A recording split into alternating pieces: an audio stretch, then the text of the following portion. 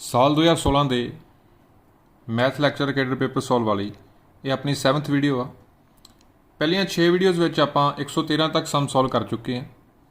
ਹੁਣ ਫਿਰ ਆਪਾਂ ਨੈਕਸਟ ਸਮ ਸੋਲਵ ਕਰਨ ਜਾ ਰਹੇ ਹਾਂ। ਤਾਂ ਆਪਾਂ ਦੇਖ ਸਕਦੇ ਹਾਂ ਜਿਹੜੇ ਅਗਲੇ 4 ਕੁਐਸਚਨ ਆ 114 ਤੋਂ ਲੈ ਕੇ 117 ਤੱਕ ਸਾਰੇ ਇਹ ਮੈਥਮੈਟੀਕਲ ਰੀਜ਼ਨਿੰਗ ਨਾਲ ਰਿਲੇਟਡ ਹੈਗੇ। ਟਰੁੱਥ ਵੈਲਿਊਜ਼ ਦਾ ਕਨਸੈਪਟ ਆਪਾਂ ਨੂੰ ਸਮਝਣਾ ਪੈਣਾ। ਤਾਂ ਪਹਿਲਾਂ ਆਪਾਂ ਉਹ ਕਨਸੈਪਟ ਸਮਝਦੇ ਹਾਂ ਕਿ ਟਰੁੱਥ ਵੈਲਿਊਜ਼ ਦਾ ਜੇ ਕਨਸੈਪਟ ਕਲੀਅਰ ਹੋ ਗਿਆ ਫਿਰ ਇਹ ਬਿਲਕੁਲ ਆਰਾਮ ਨਾਲ ਹੋ ਜਾਣੇ। ਸੋ ਆਪਣੇ ਕੋਲ ਕੁਝ ਕਨਸੈਪਟ ਹੁੰਦੇ ਆ, ਜਿਵੇਂ ਪਹਿਲਾਂ ਆਪਾਂ ਕਹਿ ਲਈਏ ਕੰਜੰਕਸ਼ਨ ਡਿਸਜੰਕਸ਼ਨ, ਇਹ ਕੁਝ ਆਪਾਂ ਡੈਫੀਨੇਸ਼ਨ ਕਲੀਅਰ ਕਰਾਂਗੇ। ਮੰਨ ਲਓ P ਤੇ Q ਕੋਈ ਸਟੇਟਮੈਂਟਸ ਆ ਤਾਂ ਇਹਨੂੰ ਆਪਾਂ ਇਸ ਤਰ੍ਹਾਂ ਰਿਪਰੈਜ਼ੈਂਟ ਕਰਦੇ। ਕਾਈਂਡ ਆਫ ਇੰਟਰਸੈਕਸ਼ਨ ਆ ਇਹ, ਜਿਵੇਂ ਆਪਾਂ ਸੈਟ ਥਿਊਰੀ 'ਚ ਇੰਟਰਸੈਕਸ਼ਨ ਪੜ੍ਹਦੇ ਹਾਂ ਉਸੇ ਤਰ੍ਹਾਂ ਇੱਥੇ ਇਹ ਕੰਜੰਕਸ਼ਨ ਦਾ ਸਿੰਬਲ। ਤਾਂ ਆਪਾਂ ਯਾਦ ਰੱਖਣਾ ਇਹਨਾਂ ਦਾ ਟਰੁੱਥ ਵੈਲਿਊ ਕਿ ਇਹ ਕਦੋਂ ਟਰੂ ਹੋਊਗਾ। ਜਿਵੇਂ ਆਪਾਂ ਨੂੰ ਪਤਾ ਇੰਟਰਸੈਕਸ਼ਨ ਜਿਹਦਾ ਮਤਲਬ ਐਂਡ ਹੁੰਦਾ ਜਾਂ ਬੋਥ, ਤਾਂ ਉਸੇ ਤਰ੍ਹਾਂ ਜੇ ਬੋਥ ਜੇ ਟਰੂ ਹੋਣਗੇ, if both P and Q are true, ਜੇ ਦੋਨੋਂ ਟਰੂ ਹੋਣਗੇ ਤਾਂ ਫਿਰ ਜਿਹੜਾ P ਕੰਜੰਕਸ਼ਨ Q ਵੀ ਟਰੂ ਹੋਊਗਾ। ਬੋਥ ਧਿਆਨ ਰੱਖਣਾ ਆਪਾਂ। ਇੰਟਰਸੈਕਸ਼ਨ ਦਾ ਮਤਲਬ ਵੀ ਜਿਵੇਂ ਆਪਣਾ ਐਂਡ ਜਾਂ ਬੋਥ ਹੁੰਦਾ ਉਸੇ ਤਰ੍ਹਾਂ ਇੱਥੇ ਵੀ ਇਹ ਬੋਥ ਆਪਾਂ ਸਮਝ ਸਕਦੇ ਹਾਂ ਕਿ ਜੇ ਦੋਨੋਂ ਹੀ ਟਰੂ ਆ ਤਾਂ P ਕੰਜੰਕਸ਼ਨ Q ਦੀ ਵੈਲਿਊ ਵੀ ਜਿਹੜੀ ਆਊਗੀ ਟਰੂ ਆਊਗੀ। ਜਿਵੇਂ ਆਪਾਂ ਸਪੋਜ਼ ਕਰੀਏ ਇੱਥੇ P ਟੇਬਲ ਵੀ ਬਣਾ ਸਕਦੇ ਹਾਂ।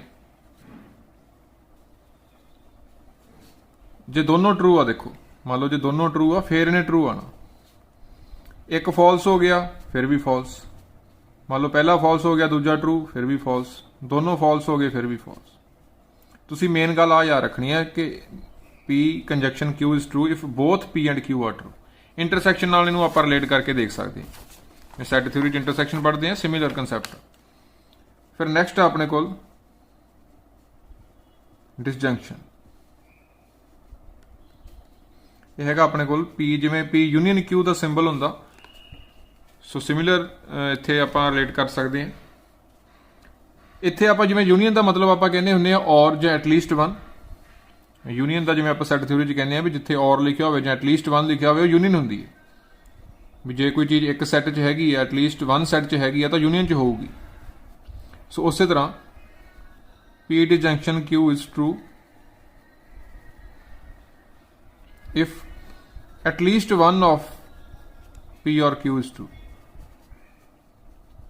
ਦੋਨਾਂ ਵਿੱਚੋਂ ਇੱਕ ਟਰੂ ਹੋਣਾ ਚਾਹੀਦਾ, ਘੱਟੋ ਘੱਟ ਇੱਕ। ਜੇ ਦੋਨਾਂ ਵਿੱਚੋਂ ਇੱਕ ਵੀ ਟਰੂ ਆ ਤਾਂ ਇਹ ਟਰੂ ਹੋ ਜੂਗੀ। ਇੱਥੇ ਬਹੁਤ ਟਰੂ ਚਾਹੀਦੇ ਆ, ਇੱਥੇ ਐਟਲੀਸਟ ਵਨ। ਜੇ ਇੱਕ ਵੀ ਟਰੂ ਆ ਤਾਂ ਟਰੂ ਆਨਸਰ ਆ ਜਾਏਗਾ। ਜਿਵੇਂ ਆਪਾਂ ਟਰੁੱਥ ਵੈਲਿਊ ਦੇਖਦੇ ਹਾਂ, ਮੰਨ ਲਓ ਇਹ ਆਪਣੇ ਕੋਲ ਟਰੂ ਆ, ਫਾਲਸ ਸਾਰੇ ਚੈੱਕ ਕਰਦੇ ਹਾਂ। False true, true true, false false. ਤਾਂ ਇੱਕ ਟਰੂ ਹੈਗਾ ਨਾ, ਆਨਸਰ ਟਰੂ ਆਏਗਾ। ਇੱਥੇ ਵੀ ਇੱਕ ਟਰੂ ਹੈਗਾ, ਟਰੂ ਆਏਗਾ, ਟਰੂ ਆਏਗਾ। ਦੋਨੋਂ ਫਾਲਸ ਆ ਤਾਂ ਫਾਲਸ ਆਣਾ। ਸੋ ਇੱਥੇ ਤੁਸੀਂ ਬੋਥ ਯਾਦ ਰੱਖਣਾ, ਇੱਥੇ ਐਟਲੀਸਟ ਵਨ ਯਾਦ ਰੱਖਣਾ। ਜਾਂ ਔਰ ਕਹਿ ਸਕਦੇ ਹਾਂ ਇੱਥੇ ਵੀ ਆਈਦਰ ਵਨ ਆਫ P ਔਰ Q ਇਜ਼ ਟਰੂ। ਵੀ ਦੋਨਾਂ ਚੋਂ ਇੱਕ ਤਾਂ ਟਰੂ ਹੋਣਾ ਚਾਹੀਦਾ। ਇੱਥੇ ਦੋਨੋਂ ਹੀ ਟਰੂ ਹੋਣੇ ਚਾਹੀਦੇ। ਇੱਥੇ ਇੱਕ ਨਾਲ ਹੀ ਜੇ ਗੱਲ ਬਣ ਜਾਣੀ ਹੈ, ਜੇ ਇੱਕ ਵੀ ਟਰੂ ਆਇਆ ਤਾਂ ਆਨਸਰ ਟਰੂ ਆ ਜਾਣਾ। ਇੱਥੇ ਜੇ ਦੋਨੋਂ ਟਰੂ ਆਏ ਫਿਰ ਟਰੂ ਆਨਸਰ ਆਣਾ। ਸੋ ਇਹ ਕੰਸੈਪਟ ਆਪਾਂ ਨੂੰ ਦਿਮਾਗ 'ਚ ਬਿਠਾਉਣਾ ਪੈਣਾ। ਇਸੇ ਤਰ੍ਹਾਂ ਫਿਰ ਨੈਕਸਟ ਆਪਣੇ ਕੋਲ ਨੈਗੇਸ਼ਨ ਆ।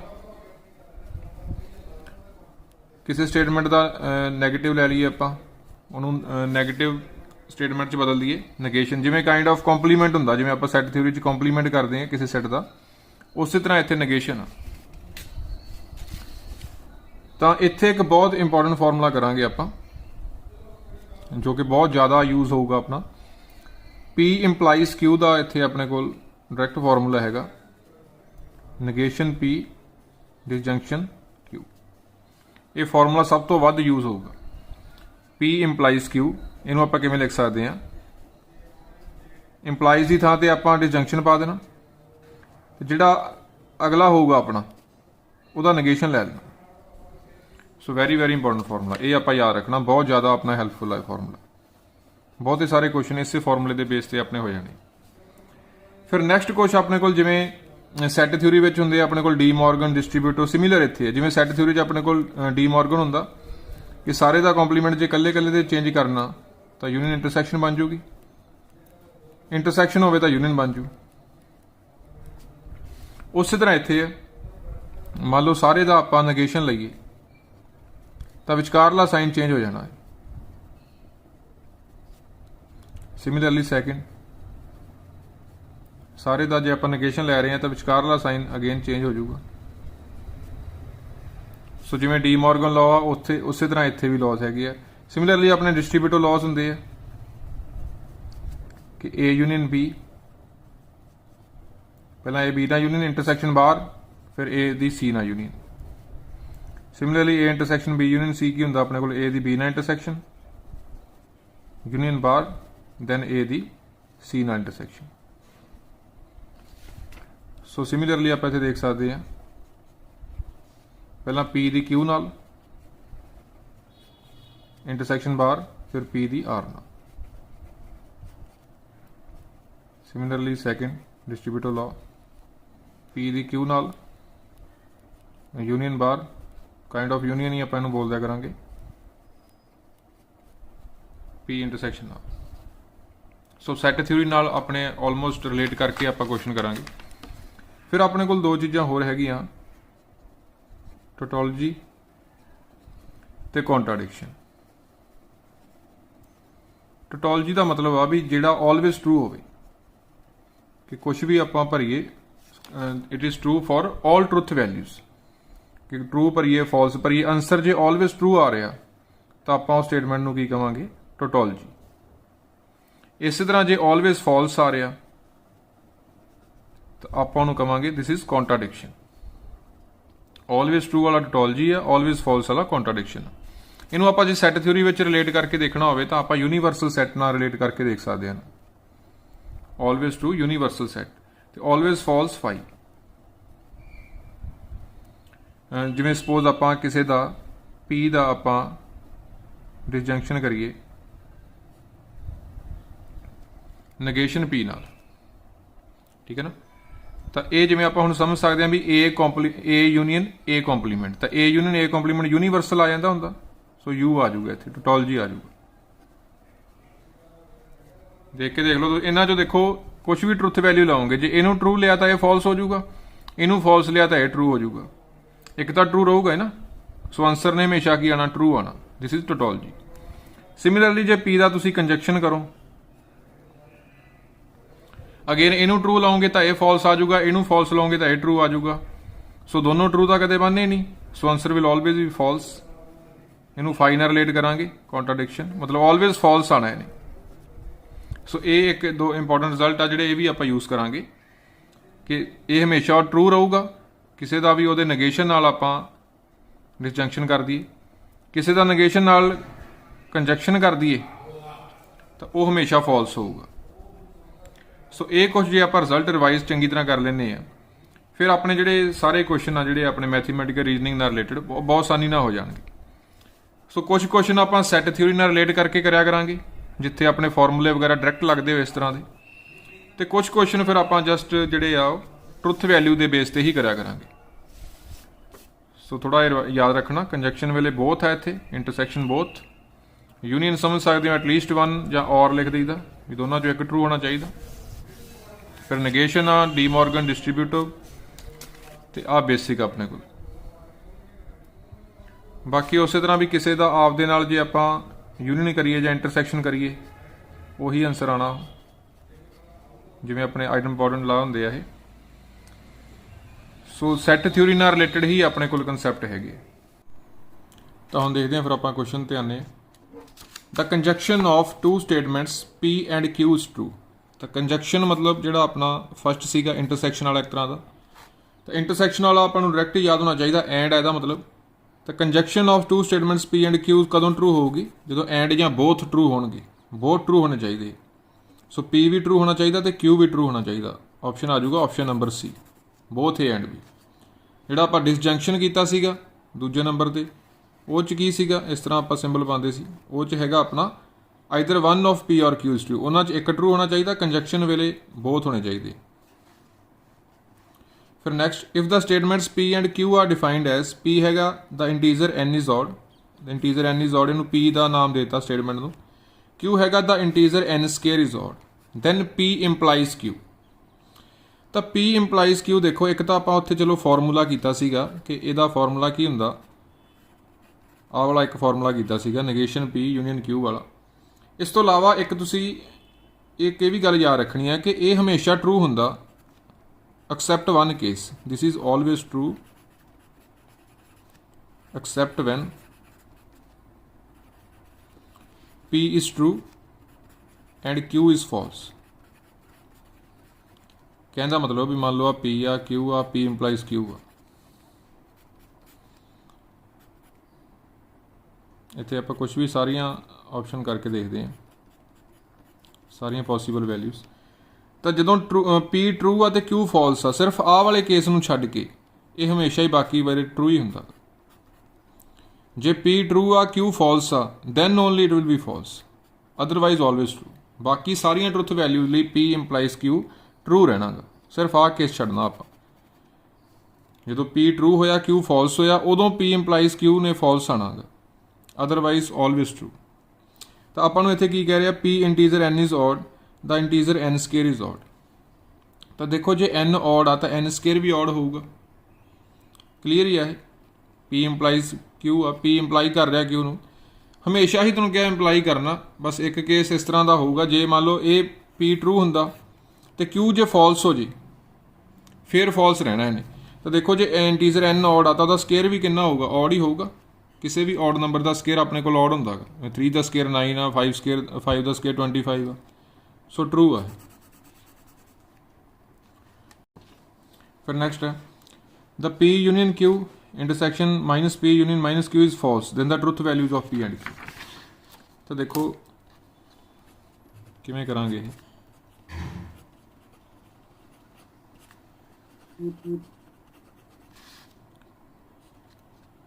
दो चीज़ां दी देखो, एदी ते एदी, आ दो चीज़ां अपने कोल, एदी ते एदी इंटरसेक्शन करके फॉल्स आया, ਇਹਦਾ मतलब इन्हां चों एक तो फॉल्स होगा, ਜਾਂ ਤਾਂ ਇਹ फॉल्स होगा ਜਾਂ ਇਹ फॉल्स होगा। बिकॉज जो दोनों ट्रू होंगे तो आंसर कितना आना सी, ट्रू आना सी। सो इसका मतलब दोनों चों एक तो फॉल्स रहा होगा ना, सो ਜਾਂ ਤਾਂ अपने कोल पहला फॉल्स आ ते ਜਾਂ दूजा फॉल्स, ਜਾਂ पहली स्टेटमेंट फॉल्स आ ਜਾਂ दूजी फॉल्स। हुण इन्हां नूं अगों देखते हैं, दो चीज़ों की यूनीयन करके फॉल्स आया, जे दोनों चों एक भी ट्रू हुंदा तो आंसर अपना ट्रू आ जाता होंदा यूनीयन वेले, क्योंकि आंसर फॉल्स आ, इसका मतलब दोनों ही फॉल्स रहे होंगे। सो P भी फॉल्स होगा तो Q भी फॉल्स होगा। इस तरह दूजा केस अगेन दोनों की यूनीयन करके फॉल्स आया, जे एक भी इन्हां चों ट्रू आ जाता तो आंसर ने ट्रू बन जाना सी ना, एक ही ट्रू चाहिए होंदा यूनीयन लई, क्योंकि आंसर फॉल्स है मतलब दोनों फॉल्स रहे होंगे। आ भी फॉल्स रहा होगा एंड सैकेंड वाला भी फॉल्स रहा होगा। हुण ये नगेशन के नाल फॉल्स है, मतलब विदाउट नगेशन ट्रू होंगे, P is true and Q is true. So पहले केस च बन गया भी दोनों फॉल्स होंगे, सैकेंड केस च बन गया कि दोनों ट्रू होंगे। सो किहड़ा ऑप्शन आ जाऊगा फिर अपने को, ऑप्शन नंबर C आ जाऊगा भी ਜਾਂ ਤਾਂ दोनों ही ट्रू होंगे ਜਾਂ दोनों ही फॉल्स होंगे, ਜਾਂ दोनों ट्रू ਜਾਂ दोनों फॉल्स। Option number C। बस इन्हां इंटरसैक्शन ते यूनीयन के मतलब नूं आपां एक्सप्लोर करना, इन्हां दा जे कंसैप्ट क्लीयर आ फिर तो ये आराम नाल हो जाएंगे। पहला ਇਹਦਾ मतलब देखिया ਜਾਂ आ फॉल्स होगा ਜਾਂ सैकेंड फॉल्स, फिर अगे यूनीयन नूं फिर आपां एक्सप्लोर किया कि दोवां दी यूनीयन फॉल्स आई है, इत्थों आपां की कनक्लूड कर सकते हैं। सिमिलरली इत्थे सो दो केस बन गए, ਜਾਂ ਤਾਂ दोनों ट्रू आ ਜਾਂ दोनों फॉल्स। Option number C। फिर next the proposition defined by P intersection minus P union Q। तो इस तरह के क्वेश्चन च आपां डिस्ट्रीब्यूटिव लॉ नाल कर लिया करांगे, बिकॉज ਸਿੰਪਲੀਫਾਈ हो जाएगा ना डिस्ट्रीब्यूटिव लॉ नाल। जो तो आपको आप ही रिजल्ट दे देंगे आ भी ट्रू आ ਜਾਂ फॉल्स आ, उदों तो फिर आप नहीं डिस्ट्रीब्यूटिव लॉ वगैरह इत्थे लगता भी नहीं पिया ना, कोई अपना फॉर्मूला नहीं लग रहा सी इत्थे। जिथे किते फॉर्मूला लगूगा आप फॉर्मूला लगाया करांगे, जिथे सैट थ्योरी नाल रिलेट करन दी लोड़ पऊगी, सैट थ्योरी नाल रिलेटेड होऊगा आप सैट थ्योरी नाल रिलेट करांगे। इत्थे पर ट्रुथ वैल्यू वाला ही क्वेश्चन सी, इत्थे आप सिंपल इंटरसैक्शन यूनीयन की डेफिनेशन नाल ही आंसर फाइंड किया, पर इत्थे आप फॉर्मूला लावांगे डिस्ट्रीब्यूटिव लॉ। पहला इहदे नाल इंटरसैक्शन यूनीयन बाहर आ जाऊगा, फिर यदि दूजे नाल। हुण P इंटरसैक्शन P डैश है एक तरह का, वही A intersection A dash phi हुंदा, फाई लिख लांगे नूं। हुण किसी दी भी फाई नाल यूनीयन करिए, किसी दी भी फाई नाल यूनीयन करिए, वही आ जाऊगा P इंटरसैक्शन Q ही आ जाऊगा ना। सो की आ गया है logically equivalent to P intersection Q। So ये आप फॉर्मूला लगा के किया। फिर नैक्सट है अपने को the mean and variance of first n natural numbers. तो ये देखो हुण दो मैथड आ, जां तां ट्रिक नाल भी कर सकते हैं ऑप्शन एलिमिनेट करके, जां फिर आप लेंथी मैथड नाल भी, दोवां नाल ही चलो करके देख लैंदे हैं। मीन देखना होवे पहले n नैचुरल नंबर का, मान लो दो ही है नैचुरल नंबर 1 ते 2, इन्हां दा मीन कितना आना चाहिए 1 + 2/2 3/2। तो किहड़ा ऑप्शन 3/2 दिंदा आपां नूं n नूं 2 भर के, n नूं 2 लै लिया सी, n नूं 2 भर के मीन आ गया 3/2। किहड़ा ऑप्शन मीन 3/2 नहीं दे रहा उन्होंने आप एलिमिनेट कर देंगे। 2 + 1/2 ये तो 3/2 दे रहा, 2² - 1 3/12 1/4 नहीं दे रहा 3/2, 2 - 1/2 1/2 ये भी नहीं दे रहा, 2² + 1/12 5/12 ये भी नहीं दे रहा। सो क्लीयर ऑप्शन नंबर यही बचना। ऐसे चैक भी कर लो 2 + 1/2 3/2, तो 3/2 आपको ए ऑप्शन दे रहा। चलो जे आप उंज वैसे देखना हो लेंथी मैथड नाल वेरीएंस वगैरह भी, जो ऑप्शन आपको उलझा देन होर इक्को जिहे ऑप्शन आ रहे हो, प्रॉपर मैथड की आ, मीन हुंदा sum of observation upon number of observation. तो sum of first n natural number कितना हुंदा n + 1/2, मीन आ गया n + 1/2। इस तरह हुण वेरीएंस फाइंड करते हैं। वेरीएंस के अपने कोल दो फॉर्मूले होंदे आ, एक तो हुंदा डेविएशन का स्केयर समेशन करके बाय n, जां एक आ वाला हुंदा जिथे आपां स्केयर XI स्केयर का सम पता होवे, उत्थे आपां प्रैफर करते हैं क्योंकि उत्थे स्केयर खोलना पैना। आंसर ये भी आ जाऊगा पर प्रैफर आप ये करते हैं क्योंकि आपां इत्थे sum of squares of first n natural number direct ही पता होंदा, वो हुंदा n + 1 2n + 1/6, वो बाय 6 तो n नाल ही आ जाऊगा माइनस मीन का स्केयर। एलसीएम आ गया अपना 6 ते 4 का 12, 2n + 1 2n + 1 -3n + 1 का स्केयर, n + 1 ले लो कॉमन, 4n + 2 ब्रैकेट खोल के -3n -3, n + 1 कॉमन लिया होया n - 1/12, n² - 1/12। तो ये अपने को प्रॉपर मैथड n² - 1/12 अपना वेरीएंस आ गया, ਜਾਂ फिर आप जिवें पहला किया ऑप्शन तो कोई वैल्यू सपोज करके भी कर सकते। फिर next the sum of absolute deviation about median, तो लीस्ट होंदा है sum of absolute deviation about median least होंदा। जे पुछ लैन sum of deviation about mean, sum of deviation about mean वो 0 होंदा अपने को। एब्सोल्यूट ना क्या हो जे कला सम ऑफ डेविएशन अबाउट मीन क्या हो दैन दैट इज़ 0। एब्सोल्यूट कह दें फिर तो चलो मॉड आ जाता, फिर नहीं वो 0 होंदा। सो नैक्सट देखते हैं फिर if 10 is the mean of a set of 7 observations and 5 is the mean of another set of 3 observation then the mean of these 2 sets taken together. दो अलग अलग सैट आ, ओवरऑल मीन फाइंड करना। Overall mean लिए अपन जो overall sum पता लग जे तो overall total number of sum total sum पता लग जाए तो टोटल ऑब्जरवेशन पता लग जाए तो ओवरऑल मीन आ जाऊगा। सो टोटल सम तो टोटल ऑब्जरवेशन देख लो। पहले सैट विचों कितना सम आना 10 मीन आ 7 ऑब्जरवेशन आ। सम फाइंड करना हो तो मीन नू नंबर ऑफ ऑब्जरवेशन नाल मल्टीप्लाई कर दईदा ना। सम कदे चाहिए हो तो mean into number of observation, तो 10 × 7 करके इत्थों 70 आ गया सम। सिमिलरली 5 आ जिहड़ा मीन वो अगलियां 3 ऑब्जरवेशन का मतलब होर कोई 3 ऑब्जरवेशन आ, उत्थों फिर सम कितना आ जाऊगा 5 × 3 करके मीन नू नंबर ऑफ ऑब्जरवेशन मल्टीप्लाई करके, तो 70 + 15 टोटल सम कितना हो गया अपने को 85। टोटल ऑब्जरवेशन 7 ऑब्जरवेशन पहला सी 3 अलग वालियां सी, टोटल 10 हो गया अपने को, तो कितना आ गया फिर 8.5 आ गया। ऑप्शन नंबर सी आ गया option. So total sum find कर लिया, total number of observation divide करके अपने को मीन आ गया। फिर नेक्स्ट है if the events S and T have equal probabilities and are independent with probability of S intersection T is equal to P greater than 0 then probability of S। Independent ਆ ਕਹਿੰਦੇ ਦੋ events S ਤੇ T, ਤੇ ਉਹਨਾਂ ਦੀ ਪ੍ਰੋਬੇਬਿਲਿਟੀਜ਼ ਵੀ ਕੀ ਦਿੱਤੀਆਂ ਹੋਈਆਂ equal.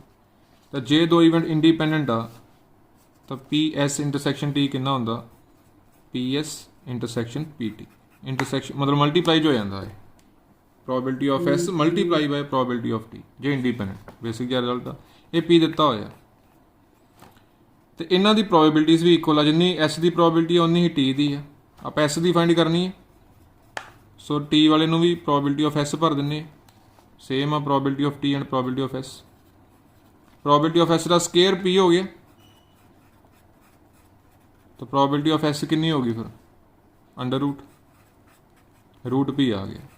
Plus minus तो कादा होना क्योंकि प्रोबेबिलिटी नैगेटिव तो होंगी नहीं, सो प्लस दी आऊगी, ऑप्शन नंबर ए आ गया रूट P। सो इंडिपेंडेंट वाला रिजल्ट आ PS intersection T is equal to PS multiply by PT।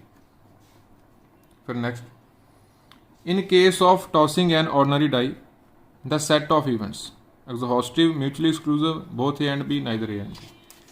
तो ये की होंगे हुण म्यूचुअली एग्जॉस्टिव किहड़े होंगे आ, म्यूचुअली एग्जॉस्टिव म्यूचुअली लिख सकते सी वैसे ਜਿਹੜੇ ਮਿਲ ਕੇ ਮੰਨ ਲਓ ਕੁਝ ਈਵੈਂਟ ਆਪਣੇ ਕੋਲ AI ਤੇ AJ, ਜੇ ਸਾਰੇ ਮਿਲ ਕੇ ਸੈਂਪਲ ਸਪੇਸ ਕਵਰ ਕਰ ਲੈਣ, ਜੇ ਸਾਰੇ ਜੇ ਜਿੰਨੇ ਵੀ ਈਵੈਂਟ ਆ ਮੰਨ ਲਓ 2 ਈਵੈਂਟ ਹੋਏ A1 A2 ਜਾਂ 3 ਹੋਏ A1 A2 A3, ਜੇ ਮਿਲ ਕੇ ਸਾਰੀ ਸੈਂਪਲ ਸਪੇਸ ਕਵਰ ਕਰ ਲੈਂਦੇ ਆ, then we say these are mutually exhaustive. ਇੱਕ ਹੁੰਦੇ ਆ ਮਿਊਚੁਅਲੀ ਐਕਸਕਲੂਸਿਵ। ਮਿਊਚੁਅਲੀ ਐਕਸਕਲੂਸਿਵ ਹੁੰਦੇ ਆ ਜਿਨ੍ਹਾਂ ਦੀ ਇੰਟਰਸੈਕਸ਼ਨ ਫਾਈ ਹੋਵੇ, ਕਾਮਨ ਨਾ ਹੋਵੇ ਕੁਝ ਵੀ। ਇਹ ਦੋ ਡੈਫੀਨੇਸ਼ਨ ਤੁਹਾਨੂੰ ਪਤਾ ਹੋਣੀ ਚਾਹੀਦੀ। ਐਕਸਕਲੂਸਿਵ ਵੇਲੇ ਕਾਮਨ ਨਹੀਂ ਕੁਛ ਹੋਣਾ ਚਾਹੀਦਾ, ਪੇਅਰ ਵਾਈਜ਼ ਇੰਟਰਸੈਕਸ਼ਨ ਫਾਈ ਰਹਿਣੀ ਚਾਹੀਦੀ ਆ। A1 ਮੰਨ ਲਓ 3 ਈਵੈਂਟ ਆ, A1 ਤੇ A2 ਚ ਕਾਮਨ ਨਾ ਹੋਵੇ, A2 ਤੇ A3 ਚ ਨਾ ਹੋਵੇ, A1 ਤੇ A3 ਚ ਨਾ ਹੋਵੇ। Pair wise the should be ਡਿਸਜੁਆਇੰਟ, ਕੁਛ ਵੀ ਇੰਟਰਸੈਕਸ਼ਨ ਚ ਕਾਮਨ ਨਹੀਂ ਹੋਣਾ ਚਾਹੀਦਾ। ਐਗਜ਼ੌਸਟਿਵ ਵੇਲੇ ਮਿਲ ਕੇ ਸਾਰੀ ਸੈਂਪਲ ਸਪੇਸ ਕਵਰ ਕਰ ਲੈਣੇ ਚਾਹੀਦੇ ਆ। ਤਾਂ ਹੁਣ ਆਹ ਵਾਲੇ ਈਵੈਂਟ ਦੱਸਦੇ ਆਪਾਂ ਨੂੰ, ਕਹਿੰਦੇ ਇਕੱਠੇ ਇੱਕੋ ਸੈੱਟ 'ਚ ਦੱਸਦੇ ਈਵੈਂਟ, ਵੈਸੇ ਅਲੱਗ-ਅਲੱਗ ਵੀ ਇੱਥੇ ਡਿਸਕ੍ਰਾਈਬ ਕਰ ਸਕਦੇ ਸੀ ਈਵੈਂਟ, ਇਕੱਠੇ ਹੀ ਦੱਸਦੇ।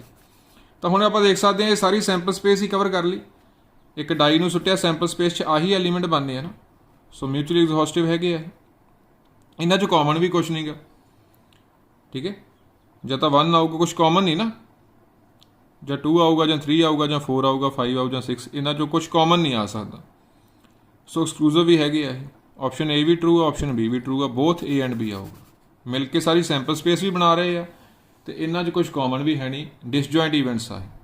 ਕਾਮਨ ਉਦੋਂ ਹੁੰਦਾ ਜਿਵੇਂ ਮੰਨ ਲਓ 2 ਸੈੱਟ ਕਈ ਵਾਰ ਦੇ ਦਿੰਦੇ ਆਪਾਂ ਨੂੰ, ਇੱਕ ਸੈੱਟ ਆ ਦਿੱਤਾ, ਇੱਕ ਸੈੱਟ ਇਸ ਤਰ੍ਹਾਂ ਦਿੱਤਾ ਵੀ ਆਹ 2 ਈਵੈਂਟ ਦੱਸੋ, ਤਾਂ 3 ਕਾਮਨ ਆ। ਇੱਥੇ ਆਪਾਂ ਕਹਾਂਗੇ ਵੀ ਇਹ ਮਿਊਚੁਅਲੀ ਐਕਸਕਲੂਸਿਵ ਨਹੀਂ ਹੈਗੇ, ਸੋ ਇੱਥੇ ਆ ਜਾਣਾ option C, both A and B।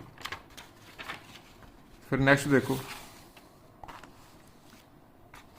die A has 4 red and 2 white faces. Die B has 2 red and 4 white faces. Single coin is flipped once. If it falls head, the game starts with throwing of die A, and if falls tails, die B is to be used first. The probability of getting a red face at any throw of any die. तो देखो अपने कोल एक dice आ पहला,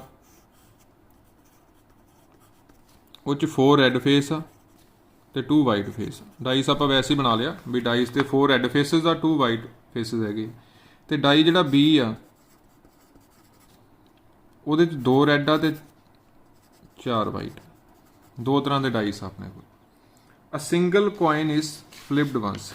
ਹੁਣ coin ਸੁੱਟਿਆ ਗਿਆ ਇੱਕ, ਜੇ ਤਾਂ ਕਹਿੰਦੇ ਕੋਇਨ ਤੇ ਆ ਜਾਂਦਾ ਹੈਡ, ਤਾਂ ਆਪਾਂ ਗੇਮ ਸਟਾਰਟ ਕਰਾਂਗੇ A ਡਾਈ ਨੂੰ ਸੁੱਟ ਕੇ, ਇਹਨੂੰ ਸੁੱਟ ਕੇ। ਤੇ ਜੇ ਇਹ ਤੇ ਆ ਜਾਂਦਾ ਟੇਲ ਕੋਇਨ ਤੇ, ਫਿਰ ਆਪਾਂ ਡਾਈ B ਸੁੱਟਾਂਗੇ, ਠੀਕ ਹੈ। ਫਿਰ ਇਹਨੂੰ ਪਹਿਲਾਂ ਯੂਜ਼ ਕਰਾਂਗੇ। The probability of getting a red face at any throw of any ਡਾਈ।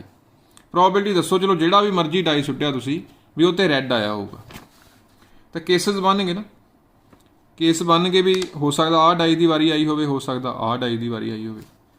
ਸੋ ਕਿੰਨੀ ਆਊਗੀ ਪ੍ਰੋਬੇਬਿਲਿਟੀ? ਕੇਸ 1 ਕੀ ਬਣ ਗਿਆ, ਮੰਨ ਲਓ ਉਹ 'ਤੇ ਹੈੱਡ ਆਇਆ ਸੀ, ਕੋਇਨ 'ਤੇ ਹੈੱਡ ਆਇਆ ਸੀ। ਪਹਿਲਾਂ ਤਾਂ ਹੈੱਡ ਆਉਣ ਦੀ ਪ੍ਰੋਬੇਬਿਲਿਟੀ ਕੋਇਨ 'ਤੇ 1/2 ਇੰਟੂ, ਹੁਣ ਉਸੇ ਕੇਸ ਦੇ ਅੰਦਰ ਜਾਣਾ ਆਪਾਂ।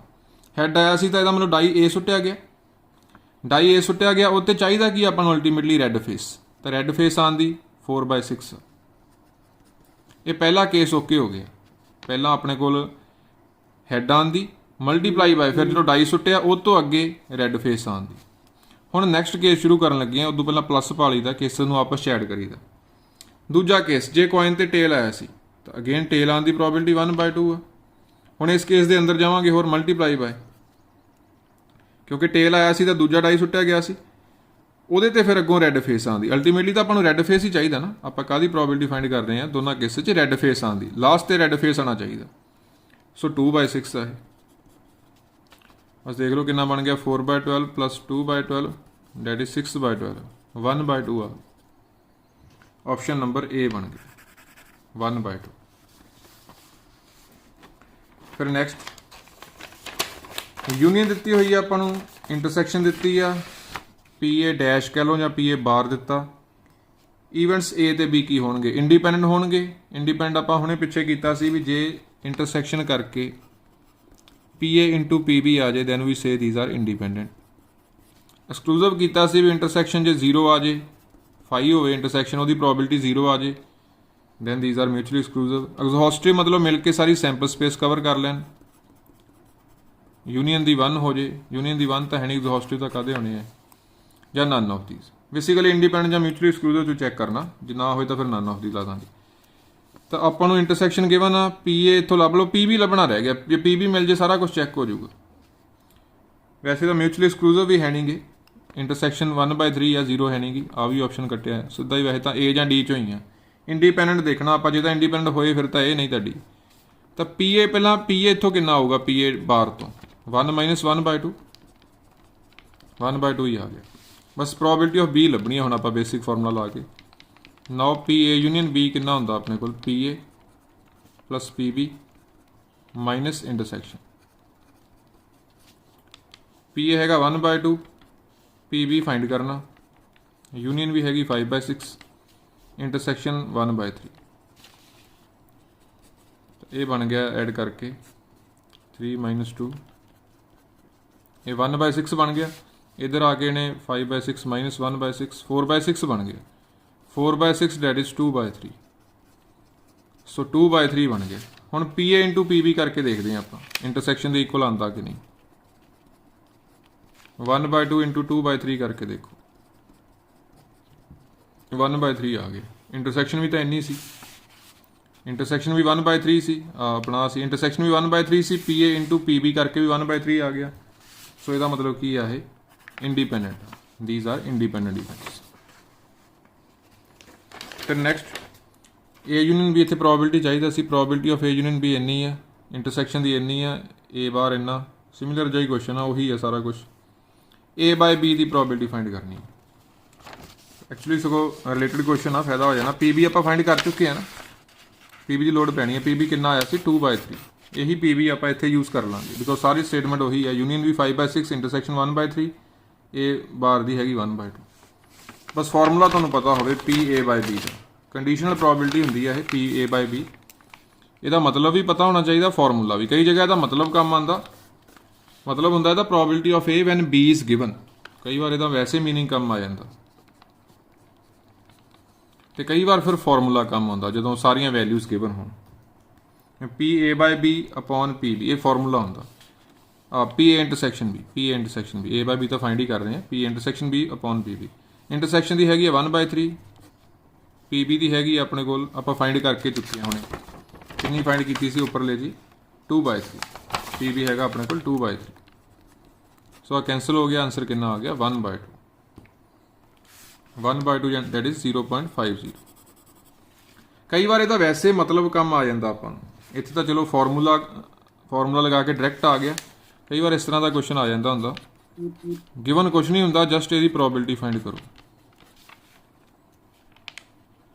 ਜਸਟ ਇਹਦੀ ਪ੍ਰੋਬੇਬਿਲਿਟੀ ਫਾਈਂਡ ਕਰੋ। ਇਹਦਾ मतलब ਕੀ ਹੈ, probability of A when B is given, probability of A complement when B is given.